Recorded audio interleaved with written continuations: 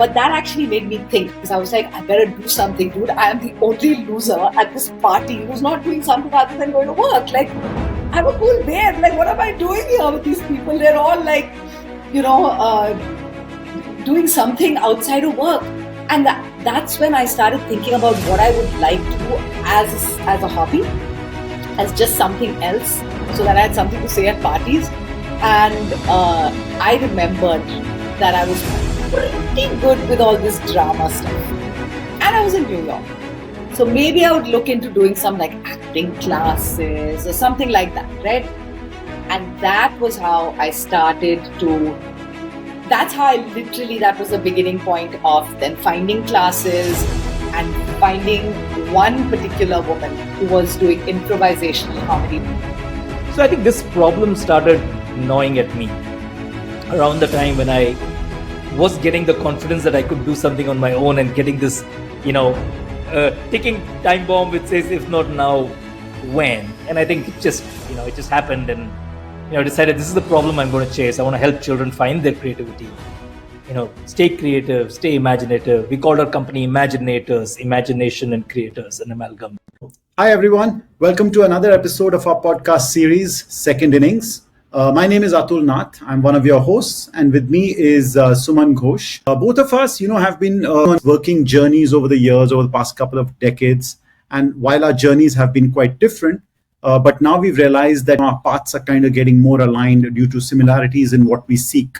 Purpose, passion, joy have become more important for us. As we have been speaking to more and more people about this, it's becoming amply clear that this topic is something that resonates with most people around us. So we decided that in this podcast series, we are going to learn from people who have made this successful transition, or sometimes unsuccessful transition, to their second innings. Today, we have two guests with us in this episode. The first is Radhika. Radhika Vaz is a stand-up comedian and writer. She is the only Indian to have won the prestigious Gotham Award in New York as co-creator and writer for the Fish Out of Water comedy web series Shugs and Fats. I hope I pronounced that right, Radhika. Her book Unladylike, which, by the way, I've read, is really very funny and very cool, is a memoir. A collection of comedic essays can be found in bookstores and on Amazon. Go buy one right now. I promise you will not stop laughing. Her stand-up specials like Unladylike and Older, Angrier, Hairier have been performed to live audiences all over the world: New York, LA, Singapore, London, Dubai, and across, of course, India.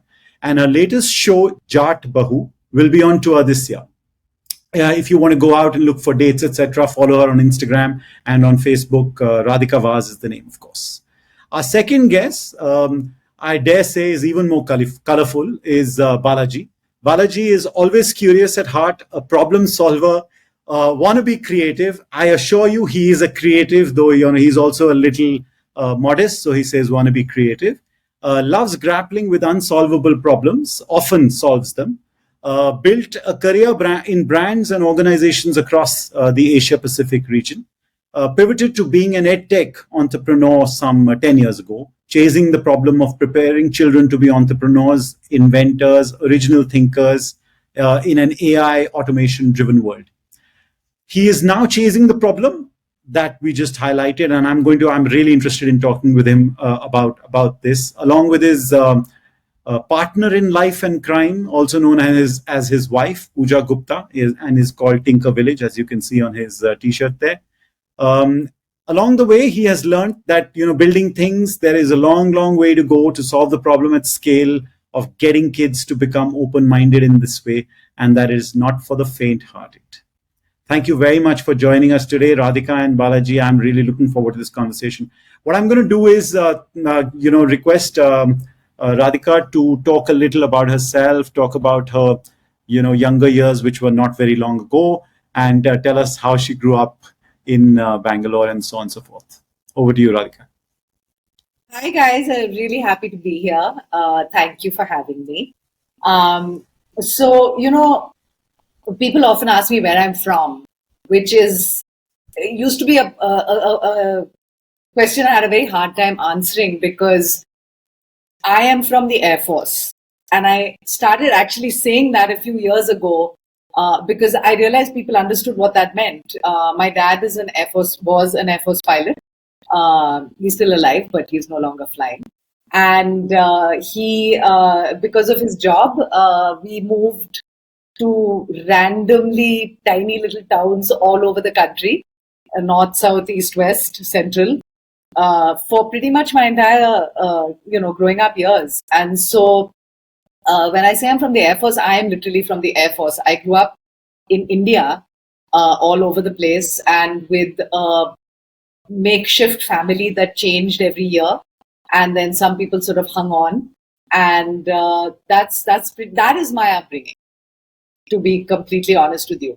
And I think, and then I went to boarding school when I was about 10 or 11, because my parents felt that moving me around that much was probably not the best idea. I'm also an only child, so the lack of a sibling and a sort of built-in support system in that sense, when I changed schools, may have sort of made them feel like I needed to just have a little more stability growing up.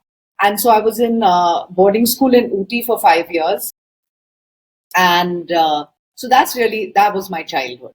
And I think that, I'm a stand-up comic.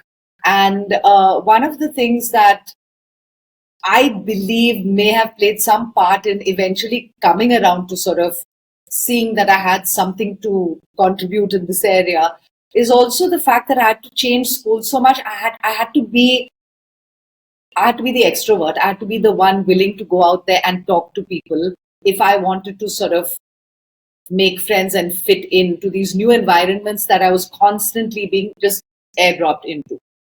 So I don't know. They say that your childhood impacts what you'll eventually become, and mine might have done. That's interesting. It's as we always talk about, and Steve Jobs said in one of his talks once upon a time that you join the dots looking back rather than where you are today looking forward.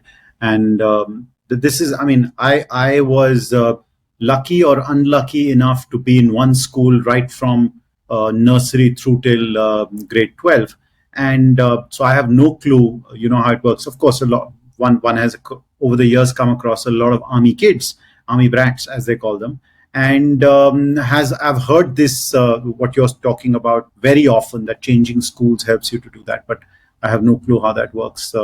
Balaji, over to you. Well, I would love to hear a little more about your backstory. Yeah, sure. Excited to be here. And this was the first time somebody in my life has called me lovely. So thank you for the introduction. No, but as you guys were talking about schooling, I think my schooling was similar to Radhika. So I sometimes wonder, where am I truly from? And I've started framing this around which city have I stayed the most in? Is the frame of reference for me. But my childhood was also spent in a few cities, places. Early childhood in Madras, then in Ambernath, which is a suburb of Bombay, then 6 years in Jeddah, and then we came back to Chennai. By the time it was called Chennai and no longer Madras, and finished my schooling there. Then, I've been all over the place, India, Singapore, Philippines, back to Bombay. So right now, I think I've stayed the most in Singapore and Bombay. I think it's a tie. So that broadly, that's where I'm from. But see, our family was maybe the stereotypical kind of Tam Bram family in a way. Okay, education permeated everything. Simple living, high thinking was the was the credo. It still is for my parents. Not necessarily for me, but maybe for me too at a very deep level. While my dad never put any pressure on me in terms of education. Education was it was an expectation that you would do well. He would have these stories like, "Oh, you got only 99 on 100." I used to get 120 on 100 because I used to attempt the extra questions also, and get them right. So there was an expectation that I'd do really well academically. Me and my brother, we are two of us. Education permeated almost every decision that the family made. But while I went through this so I was naturally good, or I was trained to be good in a way at math, science, which took me towards a career in engineering. But the reason I say I'm a wannabe creative is I think I was like fascinated by the English language, by reading. I was a voracious reader. I always dreamt of being a writer and a journalist, being able to express my thoughts.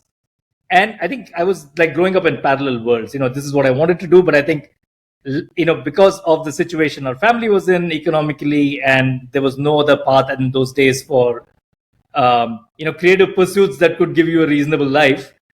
I ended up in in engineering. But I still remember, even though I was in IIT Madras, my favorite subject in 4 years of computer science and engineering was Introduction to Science Fiction, which was taken by the humanities department. And I literally was a non-engineer. They could have as well given me a humanities degree because most of my time was spent there. And I think that theme also kind of permeated all the way through this, wanting to stay in touch with my creativity, wanting to be creative, has been like a theme all the way through, while being part of mainstream education and benefiting from it, quite honestly, has been like the other kind of thread to your connecting the dots, which kind of culminated later on. Watch the space for what I eventually kind of plunged in and started up. So Balaji, tell me one thing. Sorry, go ahead. Go ahead. I was telling Balaji that's lovely, the story. Initially, Atul was mentioning when he heard Radhika's story, saying that he was finding it very difficult. This concept of being airdropped in different places was alien to him. So on a similar lines, this concept of getting 99 out of 100 is something completely alien to me, because I would get 62 out of 100. I'm just curious to know what your dad would have done if you had come up with something like that. How did it make you feel to say, oh, you only got 99? I'm just curious because I've never been through that experience. Yeah, I think initially it kind of frustrated me. But then, the good thing about my dad is he's never ever shouted at me or never ever told me not to do things. So that side of the bargain, he's always been like, I'm a self-made man. Your granddad was a self-made man. A self-made person. Self-made man in those days, man, right? So I expect you to be a self-made man. You figure out your way. But this is what it is. It was a very matter-of-fact thing for him. I got 120 on 100. Okay, you got 99 on 100. That's it. There's nothing else to it. So I think over a period of time, I think I started to, I started to admire as I got older, I admired what he made out of whatever very little resources he had when he was growing up, right? And with that, he became something, and he gave me the freedom. So I think over time, it actually became a thing of respect rather than a thing of frustration. But initially, of course, you're taken aback. You're coming back with this. Yeah, look, I cracked this exam, and then you're told stories about, this is good, but somebody's walked that path, son. Better. In terms of your career trajectory, Balaji, you were talking about it earlier in terms of getting into the engineering track and, kind of almost naturally going in the MBA direction and then so on and so forth. Where do you think, and of course you have the benefit of looking back now, when do you think in that track did you really see that I'm going to do something on my own? I want to go on a path which is off this standard path, and I want to, do this creative journey. Even though you did creative stuff within your work, knowing you well, even in your so-called normal corporate jobs, you did a lot of creative stuff. I know that. But in terms of completely breaking the mold and doing your own thing, how long did it kind of take you from thinking about that and then bringing it to fruition? Oh, so I think 2 or 3 responses to this. So I think the first thing is the engineering MBA path, when at least now this dates me, when I went in, and it dates us, all of us perhaps, wasn't the conventional path at that time, from an IIT at least. So all my batchmates went abroad for a master's in computer science. Even I had the opportunity to go for a master's program with the scholarship, right? And so So two things there. I'm just going to cut a little to my dad, just to give you the kind of to give a feel for the kind of person he is. So we were not in a good financial state at that point in time. My dad, and this cuts to the story of entrepreneurship as well. My dad is a chartered accountant, but he was an anomaly for his times. I think he had around 25 jobs in 35 years of his work or something of that sort. He just kept shifting jobs. He was like very restless. He tried his hand at various things, even though he was a chartered accountant. Okay. And with whom you associate words like stability and going concern, stuff like that, right?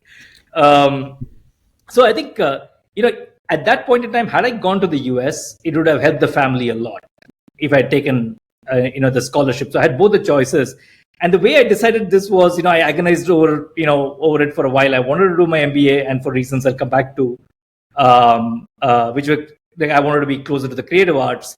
And that was the best route it gave me. So I took him to a Saravana Bhavan in Chennai and, ordered a plate of idlis. First dad and son lunch ever, that we had. And when the idlis came, I just told him, Appa, I want to go and, go to an MBA and not go to the US. And there was silence and we both ate our idlis. As I was settling the bill, he said, okay, do what you want to do.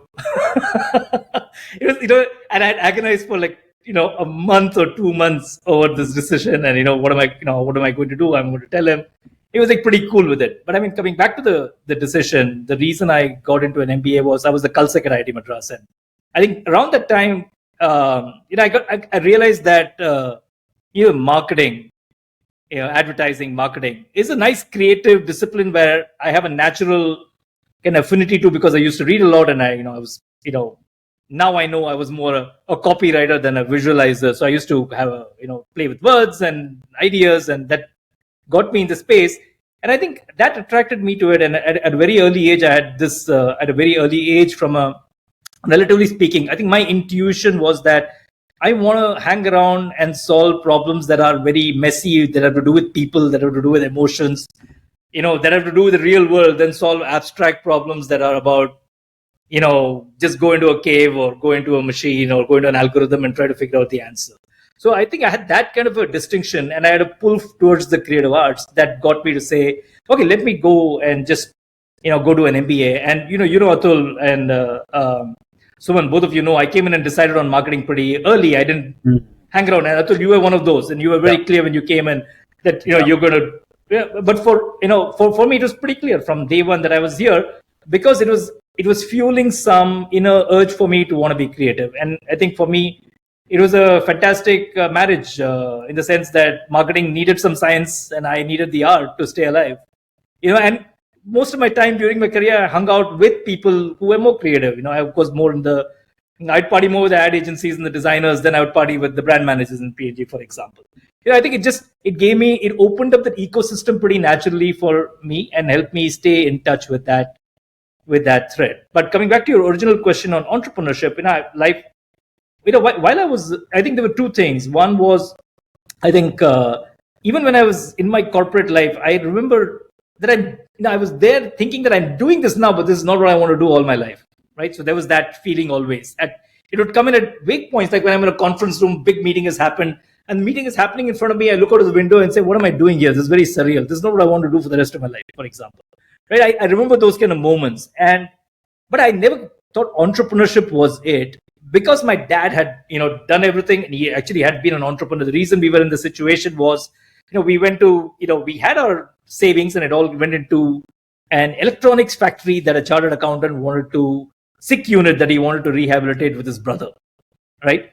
And so he just took all his savings and he wanted to do it. That's his life, and he wanted to do that. And I think that experience burned both me and my brother. So in a way, we didn't even think about entrepreneurship. It was just, I was thinking maybe I'd go and do higher studies, or I'd do, some research, or I'd just go and write something. I'd write a book. Even that was okay. But entrepreneurship never hit us, even though I'm, in the main thick of, a lot of my batchmates became entrepreneurs and founders and so on and so forth, as an example of people I know. It never struck me till I was with 3M. And at 3M, I was given in Singapore, I was given a blank sheet of paper to set up a complete regional marketing organization from scratch, and 3M had more of a business development organization in Asia. They didn't have a regional marketing organization. White blank sheet of paper, new management, and I started running. Right, and 3M is a fairly conservative organization. And within 6 to 9 months, I'd built up a team, and things had changed. Everyone across the world were like sitting up and taking notice. And people started saying, "You're making us uncomfortable because you're moving too fast. You're moving too fast." And I was like, "Okay, I'm just moving." Right? And it took around, in the 3 years that I spent with 3M, I kind of, and maybe, it was a good time because I was hitting my 40s, midlife crisis. What am I going to do next? Somewhere I started realizing that I like doing this, from the blank sheet of paper and creating something. And secondly, it kind of hit me that, hey, if I can do this for them, I can do this for myself. And maybe I should try my hand at, building something from scratch. So I think that feeling that I can be an entrepreneur and I can build something came from that experience. And the entire thread around education and creativity kind of had their own tipping point at that point in time. And maybe midlife crisis was the last thing to strike a match and just set it on fire. If not now, then when? And then I just that's interesting. And the reason, at least I was listening with rapt attention to that story that you're talking about your dad and the bridges from there, Balaji, is because this is your experience. We're all a function of where we came from, and all of us. And I've spoken to a lot of people who've had this kind of an experience where, because of what their father, and truth be told, it is largely the father, because in our generation above, it was the father really who was the breadwinner typically. And in my case, it was my father and my mother who were both working professionals, and I got my triggers from them in terms of what a career is. And that unfortunately creates a mold, and it becomes very difficult to break out of it or even kind of change it. And you've managed to do that, which in itself is a small battle one, I would say.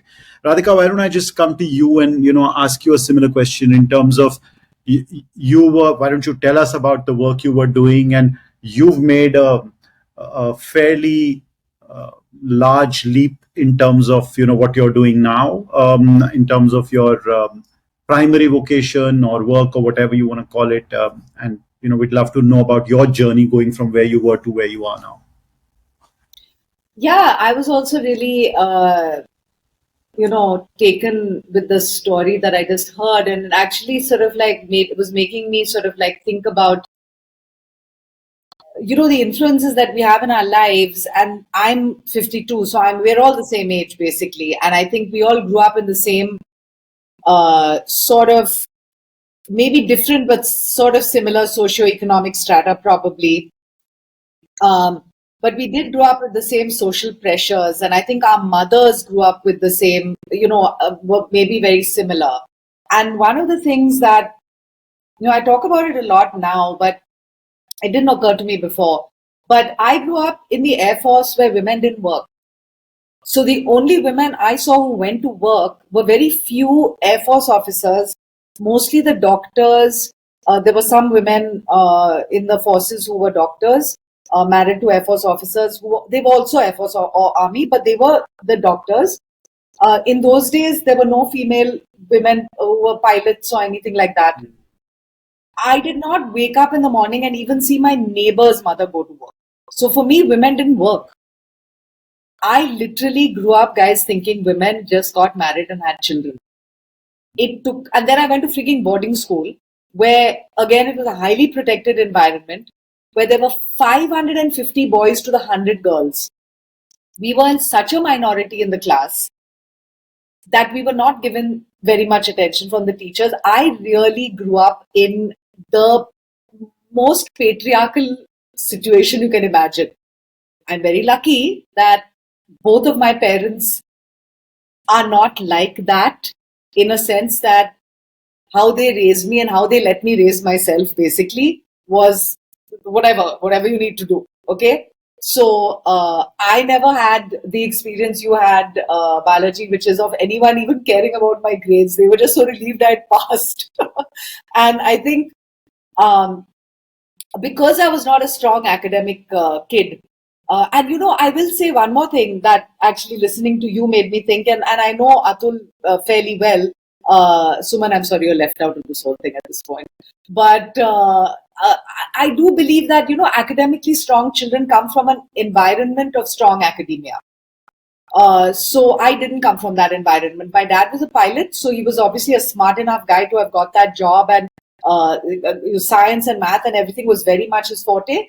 But somehow neither of my parents made that a focus for me. Now, I don't know whether it was because I was a girl and was just subconscious for them or what the deal was, but it was never. And I never grew up being very academically strong. But because of that, I think I became very focused on extracurricular activities. And the only ones that I was good at happened to be drama and debating. And I actually, again, think I wasn't actually necessarily good at it. I was one of the few kids who was okay doing it. I had absolutely no sense of stage fright. Talking into a dark hall where I could, there had strong lights in my way. Like, I had no fear at all about that kind of stuff.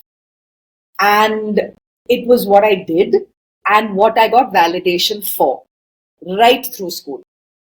And a lot of people ask me, were you always funny? Because I'm a stand-up comedian.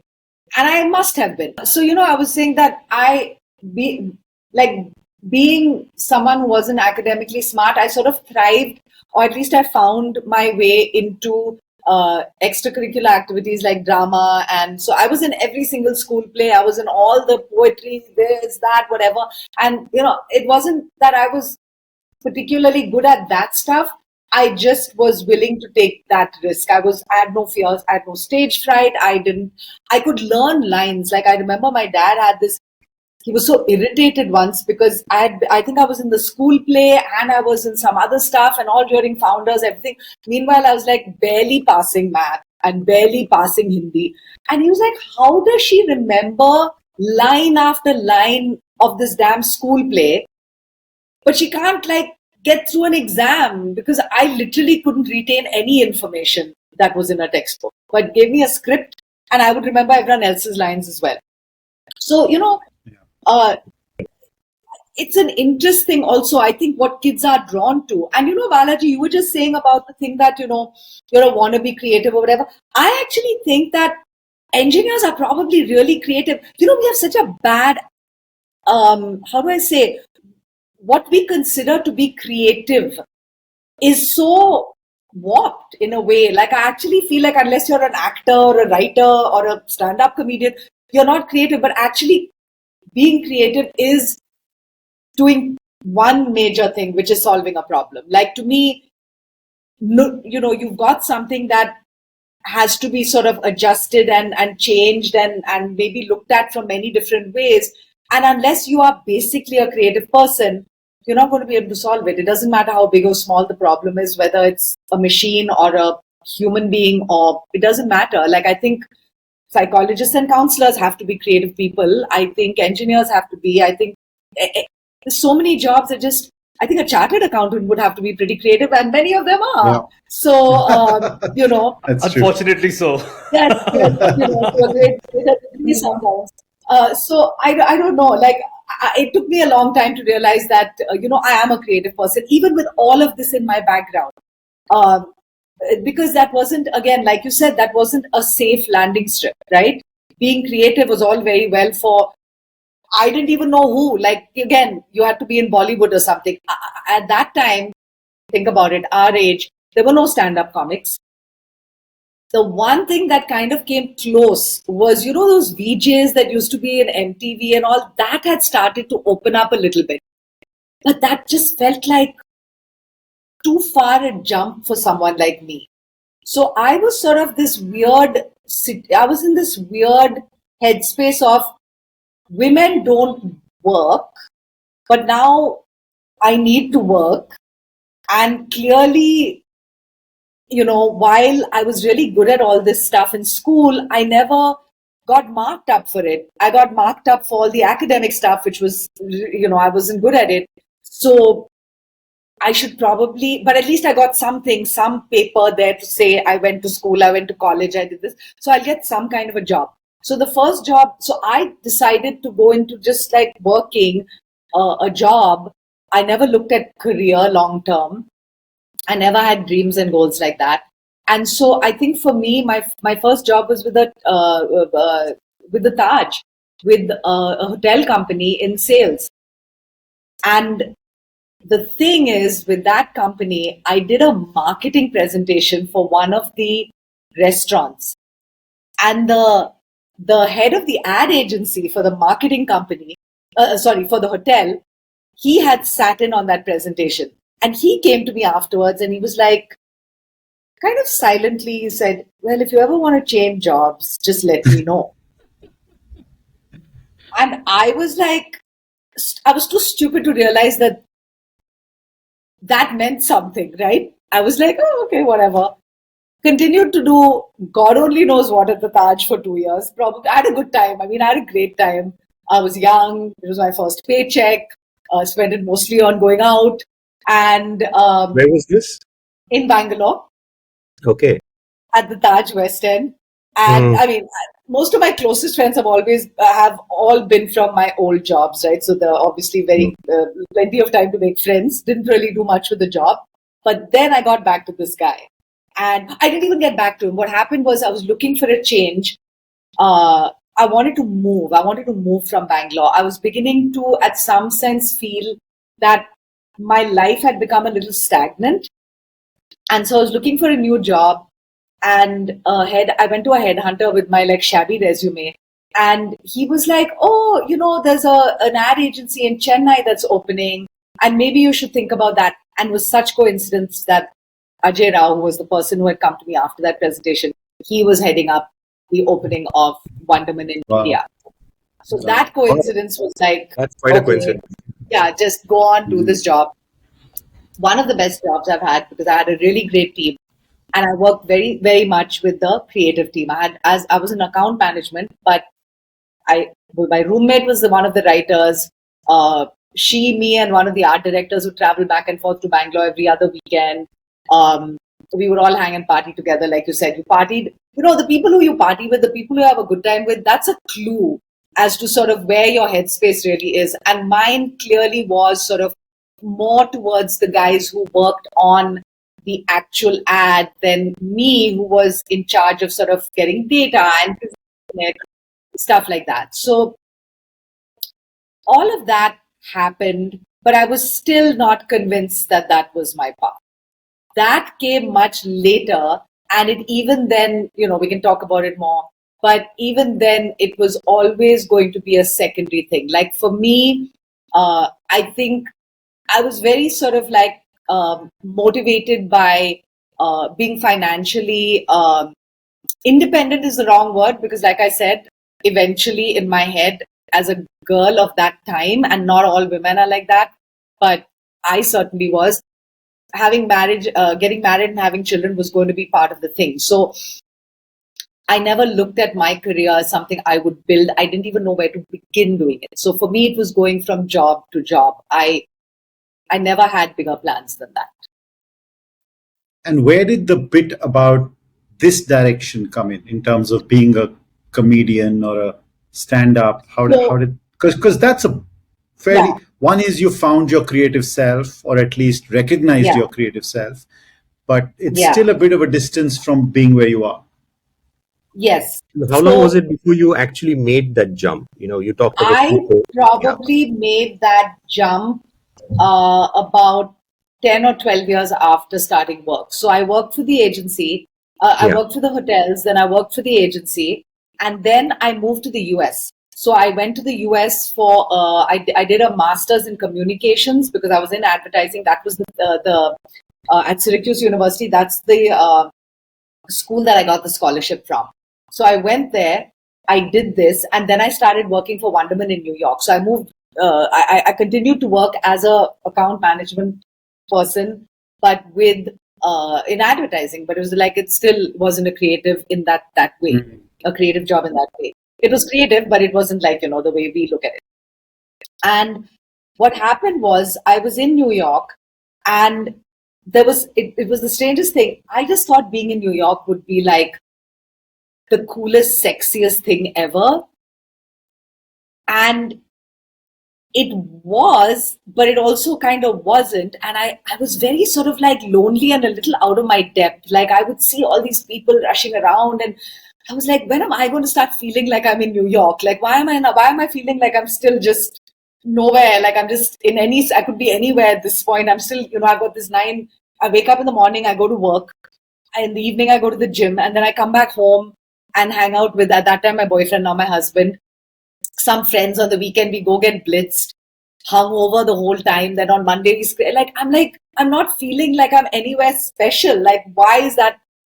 And I remember my husband and a friend of his were training for the marathon, the New York City Marathon. And they were like really all about New York, but they would go running in Brooklyn and Staten Island and here and there. And I'm like, everyone's having a sexy time except me.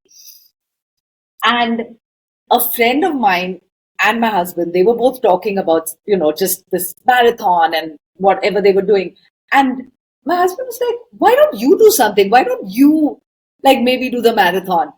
And I was so annoyed with his condescending, why don't you do something? I was like, I don't want to do the same thing you're doing. Like, you've got to be kidding me. But that actually made me think, because I was like, I better do something, dude. I am the only loser at this party who's not doing something other than going to work. Like, I'm a cool babe. Like, what am I doing here with these people? They're all like, doing something outside of work. And that's when I started thinking about what I would like to do as a hobby, as just something else, so that I had something to say at parties. And I remembered that I was pretty good with all this drama stuff. And I was in New York. So maybe I would look into doing some like acting classes or something like that, right? And that was how I started to, that was the beginning point of then finding classes and finding one particular woman who was doing improvisational comedy, which is very different from stand-up. Brilliant. But it is experiential learning, by the way. I mean, I'd love to talk to you more about this.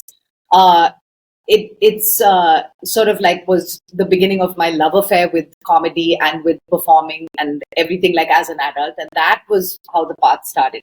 But it literally was as shallow as, I need to have something to say at a party. Like, I cannot go to another freaking party full of these high performing Indian people like you guys who are all from the IIMs and here and there and everywhere. And then these nerds are like running marathons and doing whatever. I'm like, I gotta find something for myself to do. So that's how it started. Not us three for sure. Say that again. Not us three for sure running marathons. No, please, running marathons now. But Radhika, it's a different thing altogether. But Radhika, what you're saying about that it started off as something like saying something at a party, but what they always say about what would you do if money was taken out of the equation? Yeah. What would you do if you had all the money in the world? What would you do then? And that becomes the answer to your passion, your whatever, your driving, whatever. This could be another way of looking at it, right? Which is that what if work was kind of taken care of? What would you do for fun? What would you do to make yourself happy, right? What would you do to tell people that that personifies you as a person? Yeah. And therein may lie your joy, your meaningfulness, your meaning, right? So that's an interesting way of looking at it, actually, come to think of it. Yeah. I just wanted to say one more thing, which I don't know whether it's related to anything we're talking about, but I just feel like there are some people born with a certain type of self-confidence, or they somehow manage to develop it in their formative years, somewhere, whether they see it in a parent or an uncle or an aunt or a sibling, or they've had an experience which has pushed them to have that. And it's not about being necessarily successful as we know it in work or in studies or anything, but it's a sense of self and knowing sort of what they want to do. I didn't have that for many, many, many years. And I still wonder why that is. And as a writer and a comic, it's something that I really explore, and I still continue to do a lot of rough writing around it and therapy and the whole 9 yards. But there is something about being able to state what your passion is, or having the guts to say, even, what, I'm going to graduate college, or I'm going to get out of MBA and I'm going to start something on my own, or figuring out in that moment of seeing the blank page, what, I can do this. There has that's something, that's another factor of all of this. I feel having that confidence that may not translate as confidence the way we know it. Oh, who's this cocky guy, the loud person at the party? That's not what it is.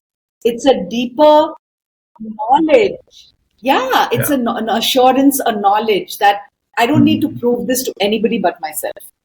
I didn't have that for a very long time. Yeah. Suman, you want to take it on a little bit? Yeah. So I think it's also a function of what I call the push factor versus the pull factor, right? So for instance, when I think of myself, I took the plunge about 10 years back. It's not that I started with a passion, but it started with, I wanted to do something different. I was bored out of my mind, in a corporate job. Decided what to do, started doing it. And it probably took me a few years to actually realize what my passion was, right? I think so it can work both ways. Let's talk a bit about the emotions. So a lot of people, want to do something different, right? But at the same time, taking the plunge itself comes with its own set of emotions, right? So maybe just tell us a little bit. Maybe we'll start with you, Balaji, and especially because you mentioned about your upbringing when you given what you saw. You didn't want to get into entrepreneurship till that point where you were sitting in that room and looking out of the window and saying, yeah, I can do this for myself. But when you actually decided to take the plunge, how was it in terms of what were you going through? See, I think there were 2 or 3 things that collided at that point in time, right? I think, as I said, it was in 3M that I became confident that I can do something on my own. Yeah, that I can build stuff, and that I like building stuff. I like to build stuff where nothing exists, ideally. Okay. Around the same time, we had our first, son. We have 2 now, and he was around 2-3 years old. At work, I was leading building a business in stationeries and office supplies. Very unglamorous kind of sounding business name, but the products were cool. They were all in the education market: post-it notes, scotch tapes, colorful, creative stuff. And at work, I was kind of chasing a thesis of how do you get all of these kind of nice technologies and products that 3M has into education and the classroom, because the world was moving to more project-based learning, activity-based learning at that point in time. I mean, now we're calling it experiential learning. This was like 2010, 11, 12. We could read the trend. I could read the trend then, and I wanted to take it into and build something in education for 3M. That is one of the kind of things that I was driving at work. And at home, Siddhant, he was 2-3 then, and I used to spend time playing with him and kind of marveling at how he's learning languages and creativity. And he used to be my guinea pig in terms of all experiments related to post-it notes and learning. He would hate to read things, but he was awesome with Lego. So I used to stick alphabets on Lego blocks and try to get into form words, for example. Like post-it note stickers on Lego blocks. None of them worked. He's now all of 14 and he's read 1 book in his life. and that's it, under duress. So clearly, those experiments didn't work, but I think education and creativity it came back to the fore. I was selling soap and detergents and all the stuff that you shouldn't be selling, literally, in today's world. But then at last count, I was building something in education, so education became a theme. And then I think, but it was always in my roots. I always wanted to do something in education. And again, I'm going to cut to another story. Our first orientation in IMB. Someone, and Atul, you may not know this. Famous economic professor who shall not be named, was there at the party, at the orientation do. And then we were all getting introduced, and he asked me, where are you from? And I said, I'm from IIT Madras. And he went, one more waste of a taxpayer's dollars, or something of that sort. Okay. And, I remember holding my nerve at that point in time, and I said, I'd hold that verdict, for a few decades. Right? And I told him that. And I think that thought kept kind of eating at me all the way through. I said, I wasted taxpayers' money, going on selling soap, and I'm privileged to do it. I got to give back in education, and there are many sub stories on education. My grandfather was a teacher, and he had his second innings, and maybe, that's a topic for another day. My mom went back to university when she was in her 60s. So, education has always been, we have to give back in education. It always was going to be a theme. So I was doing this at work, I was doing it at home. And I was getting confident of, doing something on my own. And I was starting to think, man, 40, we got to do something now. I always floated, to your point, Radhika, and I was just thinking, I was always, I always knew this was not what I was going to do, but I never knew what I was going to do. Yeah, and I just left life, come, and I was enjoying it. And we got married, me and Pooja, and we're living in a different country and seeing the world. I just let life come, and I knew at some point in time some turn or twist will come. Right? I think this was the time when I think somewhere it all came together, and I decided, okay, this is the time now. It's now or never. Let's try doing something in education. And I think this problem of, it's where my kind of personal story also came to the fore, and I always struggled. And I agree with you. Everybody is creative, and creativity is important in every discipline. But in a professional context, to bring creativity into your work, it becomes extremely difficult in some professions. And in some professions, it becomes easier, right? And I had to struggle to bring my creativity to work, in spite of working in the best organizations and being part of the best educational institutions. And I just didn't want that to repeat for Siddharth. I mean, that was the underlying kind of like fire in me. Like, I don't want this to happen. He's going to do what he wants to do, and he's going to find and his own creativity. I'm going to help him find it, and I'm going to help him kind of build his voice around that, because that's the voice he's going to add to the world. Okay. And so I think that was like a, also kind of a big theme. And I think the trigger point for us was when we were finding schools for Siddhant, the first school. And I was like, no, I want, something very idealistic. But at the same time, curd rice eating Tam Bram, I was not ready to go into alternative education all the way. I wanted something in the mainstream, something safe and secure, but, which was idealistic. I found nothing, be it in Singapore, Finland, anywhere. At the end of the day, everyone converges to the test and it becomes standardized. So I think this problem started gnawing at me around the time when I was getting the confidence that I could do something on my own, and getting this, ticking time bomb which says, if not now, when? And I think it just happened, and I decided this is the problem I'm going to chase. I want to help children find their creativity, stay creative, stay imaginative. We called our company Imaginators, Imagination and Creators, an amalgam. Right? Me and my co-founder Pooja was also part of that. We kind of built stuff in Singapore. But I think, coming back to your point, it took me maybe around 12 months between the time when I started getting the confidence, and I plunged. I think the plunge was closer to when we were looking for schools for Siddharth, when I realized the problem is, I could tangibly define a problem I wanted to chase for the first time in my life. Like, this is what I want to do. Maybe this is my purpose. Maybe, right? It's too many things are converging for it not to be.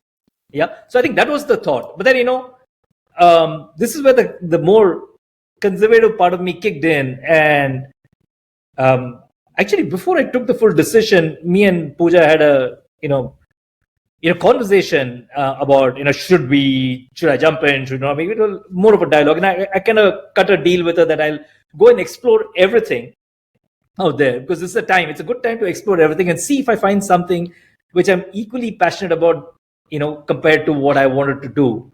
Right. And I said, I'll give myself 6 months to look. So I left 3M, and then I took around 6 to 9 months actually looking at various opportunities, found many jobs, CXO, CL, all the conventional corporate jobs. I looked off that. I mean, I looked into venture capital, private equity in those days. This journey also almost led me to join the first Indian Football League, ISL, as the deputy CEO. Almost, right? And I refused to go down that path finally. So my deal was either, in the end, it was eventually this or that. I mean, football is another great passion of mine. So I was either going to chase football through the ISL, or I was going to chase education and creativity through this. And it came down to that. And every opportunity that I got, I felt that, I don't want to do this now. I want to continue doing, going down this path of building my own startup around around helping children be creative.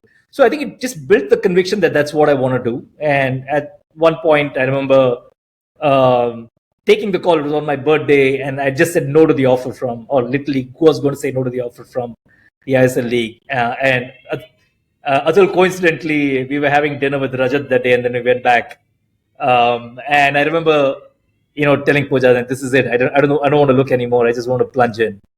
And I did. So to your point, I was sure I was going to do something, but it was because of a variety of factors. Maybe if I was in my 20s and I figured that out, maybe I'd have waited.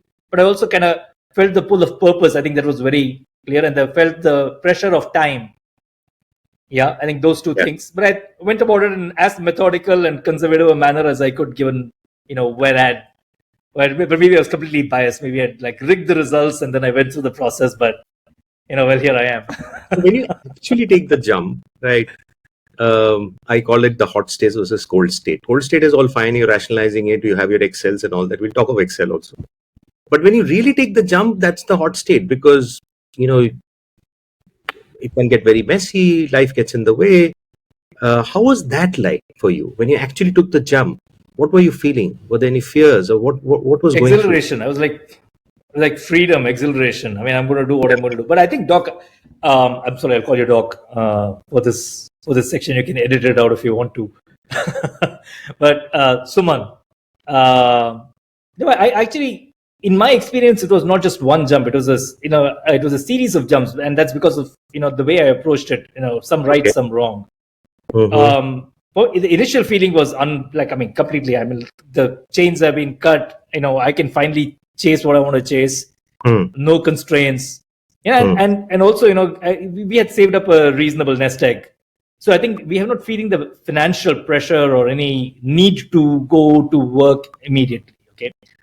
But I think during the journey, there were many points where you take more, where I took many decisions. And it was like a poker game. It was like, you kept betting that it's going to go in. It's going to, you have to keep putting bets on the table to stay in the game, because the choice of what I wanted to do as an entrepreneur was building a startup, right? And that requires it's not just about time; it requires money to build it. So, and a lot of the money came from whatever we had saved up. So to your point, I think it's not just it's not a point in time, and you're redoubling. You're kind of going all in or backing out at different points in time during this journey, depending on what you're choosing. And maybe metaphorically, that's the same thing in other professions. Maybe Radhika, you went through that too. Am I going to go all in? Am I going to go do this? As maybe a dalliance, if you may, right?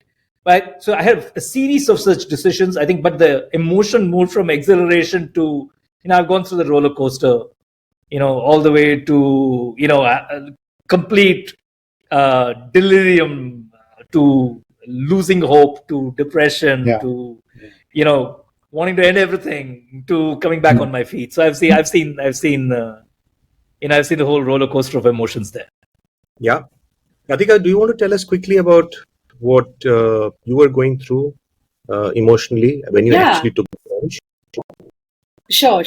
So, this is a very strange the entertainment business, which is what I would say I'm in, is extremely erratic, and nobody has the same path.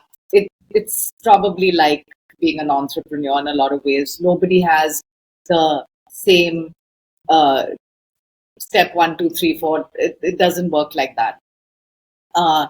And you never know what's going to come your way. That's the other thing.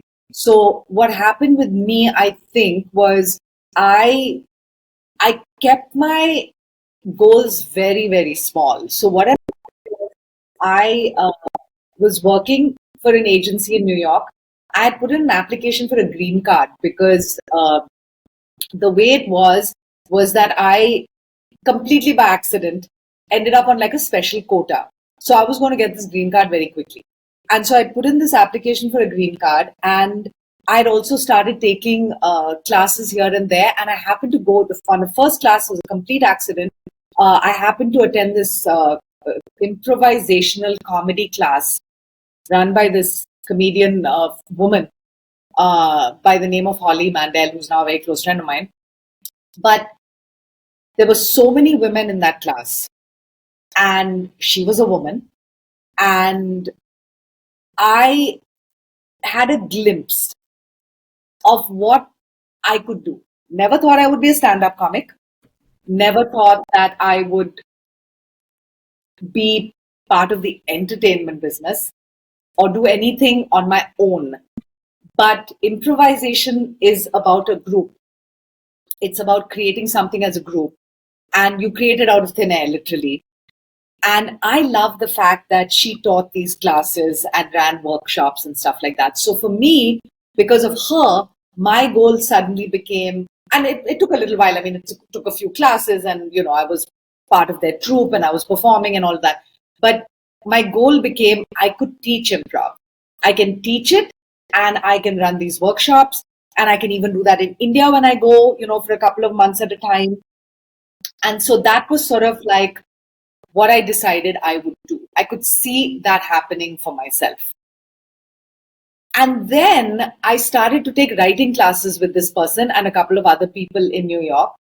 And I started to get feedback that my writing was good, which is something, again, I was like, a novelist writes or screenwriters write. What are we writing here? We're writing these monologues or whatever. But between thinking I could teach and sort of having this validation from this creative community that I was peripherally a part of because I still had my job, it started to open up something in me that said, you know what, maybe you can do this. Like maybe this can happen for you, The moment I got the green card was when I told my husband, I said, listen, now I have the flexibility to not work at a job that, where we have to get visas and things like that. So you keep working and I will go. Atul knows my husband, so he's laughing. But let me see if this can happen. And it took a couple of years before I got another job because I was like, oh shit, this is not exactly happening on the time frame. And I'm not making the kind of money that I got used to making in a job. So I ended up getting another job, which was, it was in an insurance company. We sold travel insurance. And it was like the least, like I didn't have to use like it was the least stress job that I could find. Like there was no intellectual requirement. It was clock in, clock out. Don't have to worry about a lot of, reporting in here and sending projects and writing stuff. That part of my brain I could dedicate entirely to this area. So that was one sort of like cycle I went through, okay, where I had to come back to working. And it was good for me because I did need I think something about me needed to have that financial sort of like cushion. And also it gave me a little structure because my job is very unstructured and it's taken me a long time and a lot of maturity to be able to say, okay, I write in the morning, I do this during the day, I have time for my admin, social media, blah, blah, and then I perform, so for me to construct this structure out of nothing took a while. So having that job helped. One big emotional decision I made, and I think this is to do with being a female, is I decided not to have kids. I made that choice around the time I was deciding to become an entertainer. And I think there are many reasons that we decide not to have children. Of course, I'm guessing all three of you have children. Suman, do you have kids as well? Yes, I do. Yeah. So making that choice is, as a woman, as an Indian woman especially, is a very hard choice to make. That was probably the toughest thing for me to do. But I knew that for me, and I'm not saying this for all women, because there are far too many way more successful career-wise women than me who have multiple children. There's nothing to do with that.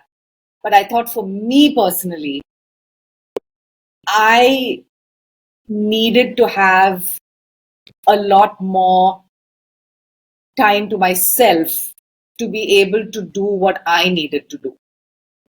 And that was a very, very hard decision to make, because I felt I was letting down a lot of people. And but it needed to be made in a strange way. And the moment I was able to make that decision, actually, I was able to, that was sort of like the flip side of me saying, okay, now I have to really take this thing seriously, because I have cleared the deck. I have gone against convention in a lot of ways. I've said no to my husband, to my mother-in-law, to my parents. I've maybe even disappointed them. So, kind of like what you're saying about that teacher back then who was like, you wasted taxpayer money, and you're like, shit, I got to do something about this. I almost feel like this decision of not having children is what really drove me to being like, no, now you take this seriously. This is not a hobby anymore. This is not, you can't be a dilettante about it. One day this and one day that. You will take every opportunity that's presented to you and you will work hard at it. Now, the level of success that I've had here and there, it's come in waves. It's been cyclical. I've had some beautiful things happen to me. I've had some terrible things happen. But I will say that that was a big turn. So how long was it that you were on your own before you went back to work again? And how long again before you came? Almost 2 years. And then Okay. I took that insurance job, and I was in that job for 5 years. Oh, okay. Yeah. So 2 years on your own, then 5 years job, then again you went Yes. came back on your own. Then Yeah? we were thinking of moving back to India, and Okay. I was getting, I had started to create full-length shows by then, and so I was much more busy doing the performing, and I started to see a sort of like a pathway or a structure for myself, to be able to make this into a job. Because I think for creative people, we have to make it into a job, some of us. I really like waking up in the morning, taking my dog for a walk, coming back, doing my yoga, doing my structured day. And then, feeling like I have a job, not like, oh, anything could happen. That doesn't work for me. So Radhika, it's interesting you are talking about, having brought some structure into your now development as a performing artist. Looking back, there seem to be some very interesting dots that one can join. Obviously, it would be impossible to join them when you were going through those experiences that, way back in school, you found the performing arts or drama as something that really attracted you. And you were talking about performing with the lights on and talking to the darkness almost, and then going to those workshops in New York, and then now finding that it's not as simple as that. You do need to join the dots further into bringing some structure into it and all. So while now it's pretty clear that this is a very strong passion and it brings purpose to your life, you haven't chanced upon it accidentally, but certainly it's been a journey with its twists and turns. It's not like you woke up one fine day and say, oh, this is my purpose, I want to be an artist. So it's interesting to be able to look back and join those dots, because a lot of people they say, I'm going to now sit down for the next half an hour or half a day or half a week or half a month and figure out what my passion is, right? What's my purpose? It doesn't work like that. For most people, it doesn't work like that. You need to kind of bump against some things and end up somewhere. And that getting out there is part of figuring out your passion or purpose, is what I feel that it seems that you've found in your journey. Yeah, definitely. I think for me, it wouldn't have happened. I always come back to my training in improv, because improvising is about you just putting it out there without thinking twice and seeing what'll happen next. The worst thing for an improvisational comedian is to not take a chance, to second guess every single instinct they have. And I think for some of us, you have to do to learn and to grow and to move forward. There's only so much intellectualization that that one can do. So yeah, for me, definitely, everything that's come to me in the process of this career has been things I didn't expect. Like my book, I was never going to write a book. I mean, that came to me because the editor of that publishing house happened to read an article about me in the Femina in her grandmother's bedroom, and then checked me up online and saw that I had a blog, and then she reached out to me, and then I had to work on these damn essays, which drove me bananas. But I did it, and now when I look back, I'm like, would I have done it at that time? Because one of the things you were just saying is, what would you do differently? I don't know whether writing the book at that time was the wisest decision, because I've seen some of my stand-up colleagues focus solely on stand-up, and now I look at their careers and they're so much far ahead in the way that we look at careers. Okay. Sure. But then again, I would never have written that book if I'd waited. If I'd known better, I might not have done it.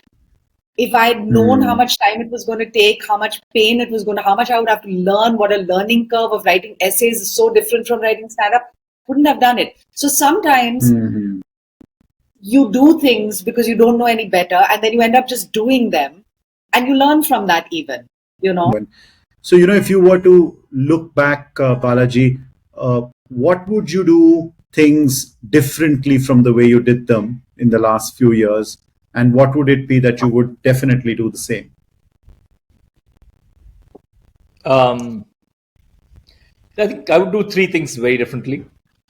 The first thing is, before plunging all in, I would take a smaller risk before I took a big risk. And I think I just took a big risk by, coming out of almost 15, 20 years of working in a certain way in a corporate atmosphere, and just plunging headlong into complete uncertainty and setting things up from zero in an unstructured problem, not solved. How do you help children stay creative and imaginative? Not solved now, may not be solved in our lifetime. So I think I would take a smaller risk. And example, I might have joined a startup and worked in a startup for a while. Right. Understood how startups work differently before starting one of my own versus being in a corporate. So I think that's, the people come to me and mid-career professionals and ask me for advice, and I say, get out of your comfort zone, take a small risk first. Just go start working in an early to mid-stage startup, which is at least funded. So you take a cut in your salary, but take a risk, but get a feel for the work. You can always get back to your comfort zone if it doesn't work out. What really is like. I mean, and it's best to pick a startup which is Series A, Series B funded. You'll take a cut in your salary, that's fine, but you get the experience.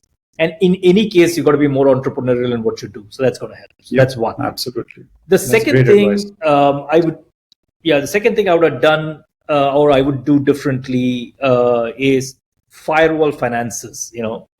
Put in what you will not touch away, and if it comes to cutting it, just quit at that point in time. Right. And through my journey, and I've taken some bad calls during this journey of eating into that, and then that needed me and the family to struggle to build back to some level of kind of even keel, if you may.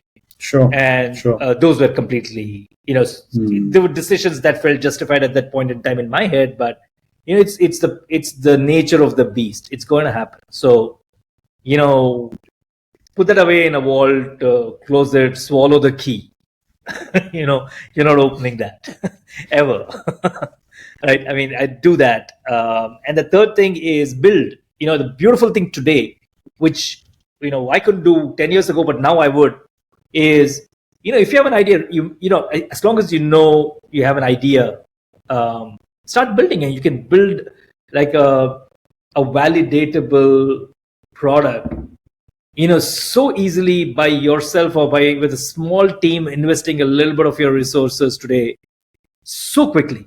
So there are very few problems that need like years of solution today. I mean, you can validate the first proof points of your problem, just with a simple ChatGPT led model with one or two people or by yourself in a small test sample, and figure out for yourself whether the idea has legs and whether you can actually build a starting point of a business around it.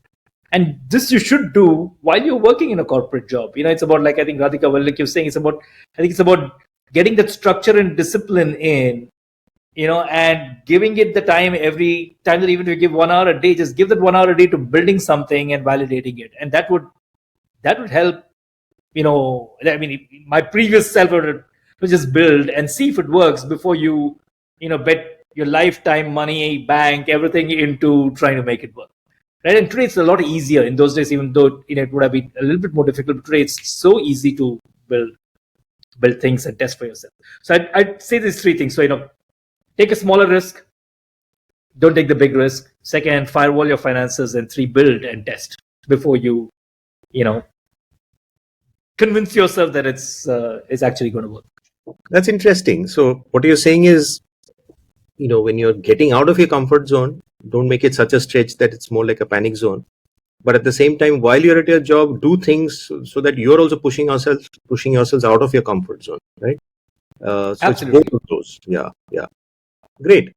Radhika, what about you? If you had to do this all over again, what would you do differently? This advice is so good, and it crosses, I feel, genres of different types of occupations. I like, what he's saying. I quit my job and then I went back and got another job. And I really think that unless you have a trust fund, having a job is a really important thing, because, like I said, sometimes it lends you a structure that you didn't know you needed. It does cut into your time, but then because of that, it forces you to use that time that you have quite smartly. I actually think I was more productive in a certain way when I had that second job than I became even after I didn't need that second job. I felt that I was more concerned about my time and I was more efficient. The one thing that I believe is that everyone should have their finances sorted out. So however you do that, his idea of the firewall is great. Having a job that is not necessarily highly, involved. That's something that a lot of artists do. Many of my friends in the US especially had waitressing jobs or temp jobs. Here in India, it's a little bit different, but I am seeing people keep some type of employment, and a lot of them are working for companies that do comedy, that do podcasts. So they're also getting jobs in the business. Like a lot of the comics run venues. So get a job that gives you some financial stability.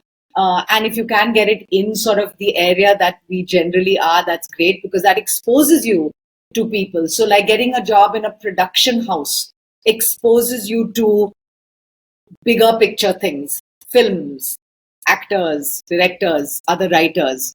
Expose yourself to your industry if you can through your job. And for me, very specifically as a stand-up comic, I'm just going to say the one thing I would do differently, which I didn't do and I do it now though, is remember that you are a writer at the end of the day. The stand-up does not come out of thin air. We have to actually sit down and write it. Writing a paragraph of stand-up is of tight, good material is as time-consuming as writing a few pages in a novel. It takes that level of commitment, of trial and error and rewriting and all of that. And you put that first in your schedule in the day. Because if you don't do that, you will keep showing up at open mics and doing the same old, tired material and frustrating yourself because you don't have anything new. Because the first flush of like excitement with your first couple of paragraphs, your first few minutes, and you're really great and everyone's like, oh my God, you're so funny. And then you let that slip away from you. So I would say I did that too. I didn't focus as much on my writing as I should have. I didn't make it a habit. I'm focusing much more in the last few years of making that writing habitual. If I don't hit an open mic or if I don't do a show for a month, I don't care. But I must write. Super. So content becomes very, very important at the end of the day. Yeah, absolutely. Okay, so time to wrap up. One quick last question. So what advice would you give to someone who's wanting to do something /pivot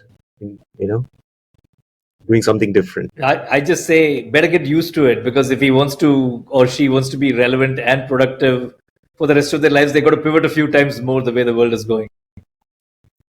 Okay, so Second, it's not maybe different. after the second innings, maybe you need a one-day international and a 2020 and a 5-over slam or something of that sort. As time keeps getting compressed, but you got to keep reinventing yourself. That's something that's actually coming up as a recurring theme with a lot of people, that we're realizing there's going to be a third and a fourth innings as well, the way we are going. It's not Absolutely. just a second innings. Yeah, I Yeah. completely agree with that. I think being able to pivot, sometimes, you have to pivot day to day. I mean, even in the jobs that we have, you plan to do one thing and then it doesn't work out. So you pivot and you do it a different way. You come up with a different solution. You have to do that for your career, for the way you live, So it is hard, and expect it to be. I would definitely Yeah. say, please expect the worst case scenario, and then everything that you get that wasn't that is just going to be great. Great words of advice. I think we can kind of close over there. Thank you so much for your time, both of you, Radhika and Balaji. It's been a really, really cool conversation. Unsurprisingly, both of you have delivered to us. I really appreciate your time and your effort, and most importantly, your openness to share. That whole feeling of being able to be vulnerable is probably the hardest part of doing a conversation like this. And thank you so much.